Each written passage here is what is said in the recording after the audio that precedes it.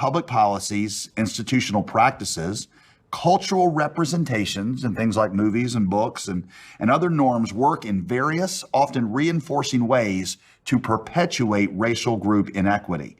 It identifies dimensions of our history and culture that have allowed privileges associated with the color of one's skin, whiteness, and disadvantage associated with color to endure and adapt over time. Structural racism is not something that a few people or institutions choose to practice. Instead, it's been a feature of the social, economic, and political systems in which we all exist.